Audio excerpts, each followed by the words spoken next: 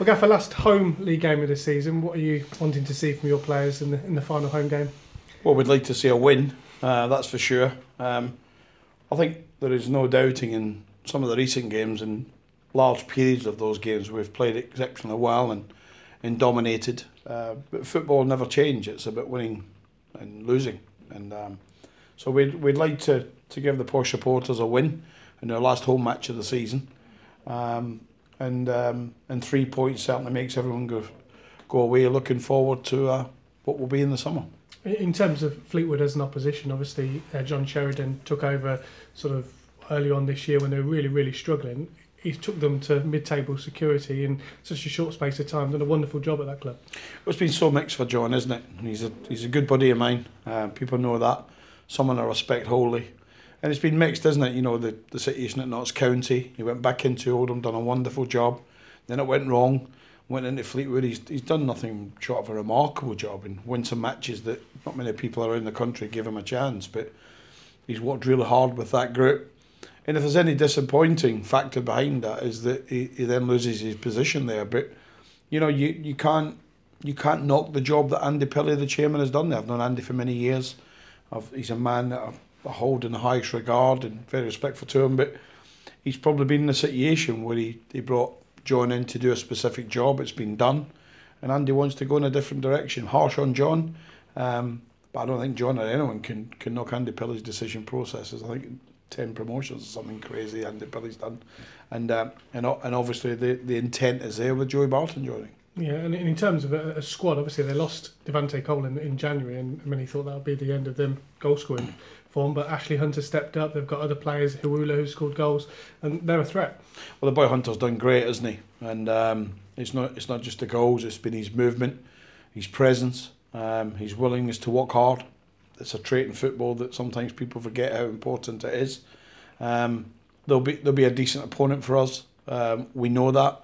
Up until the weekend, when Wigan are capable of beating anyone 3 or 4, up until that they were in terrific form. But for us, it's going to be what we do. I firmly believe if we can play as we've done in larger spells in recent games and have an end product and defend a little bit better or much better, then we should have a good afternoon. In terms of team selection for you, obviously in terms of the fitness, Marcus Maddison, Jack Marriott, Ryan Tafazoli, Conor O'Malley all missed the last game. Where are they in terms of their fitness? Well, certainly we won't be seeing Conor for sure, and I've said we're not going to be taking any risk with Tavazoli. We'll have a look at Jack and Marcus today, and the plan is we'll get them on the training ground at some stage. If we've got them on the training ground and they train the full session, it's they would be available for selection. But we won't know that probably for a couple of hours. But you know, we won't hide it. We'll let it be known if both lads are in contention. Obviously, you want them to end the season. I imagine Jack, from his own personal perspective, will be desperate to get out there to add to his goal tally and make sure he wins that golden boot. I think if you're Jack Marriott and you've not scored for a week, you've got a real problem in your head, haven't you? He's a fantastic goal scorer. First in again today. He's first in every day. Last away. We love having him around.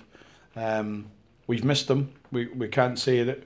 What would his goals return being at Shrewsbury alone? I said to him when I come back, tongue in cheek, there was a hat-trick sitting there for you. But listen, if he's not right, he doesn't play. It was the same with Marcus. Have we missed his incredible talent to open defences up and score important goals? Absolutely. The two top class players, and you know, if you compare that to the Wigans or Blackburns, let's look at Blackburn. Go without Dackie and go without Danny Graham, it would be a problem. Let's look at Wigan, go without Will Grigg and Pearl. Would it be a problem? Yes. And we've been robbed of those two, and what would have been a crucial game, what was a crucial game for us. But we can't undo what's going on here since July or August. What we can do is we can stop the kindergarten, we can stop the Sunday school approach, and we can have a real professional approach going forward post-Portsmouth. And so we're looking forward to Saturday. That's the only thing we can affect now. Home to Fleetwood.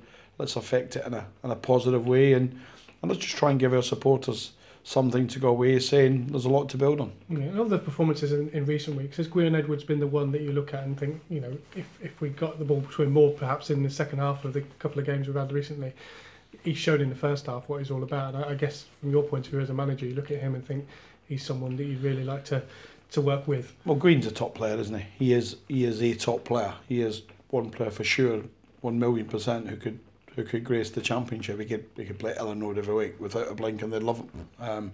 He's got everything. What he's not got at the minute is that match fitness, because he was out 2.5 months.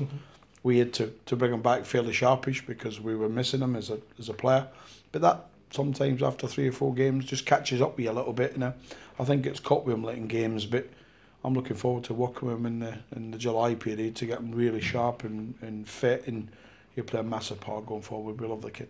And just finally, I know you don't want to talk about next season and the summer and what have you, but in terms of a planned pre-season, is that something you've already thought about in your head, and how you want to get the players ready for next season? Absolutely. I think they're difficult. I'd love to be going to Scotland, but I think they're the equivalent to the League Cup starts in Scotland in the middle of July when we want to go. So we're clarifying that today, and if that's a situation we need to rethink, but we'll actually be in pre-season. But we're going to be 3 or 4 local games before we go anywhere, and then we'll go. We want to announce it nice and early, so any Posh supporters that want to be tipping up and seeing what's going on are most welcome. Every one of them. We don't have closed doors here. It's an open policy, and then we'll have hopefully 1 or 2 games at the ABAX before we get ready. But there'll be a new head of medical, there'll be a new fitness coach, there'll be some additional staff.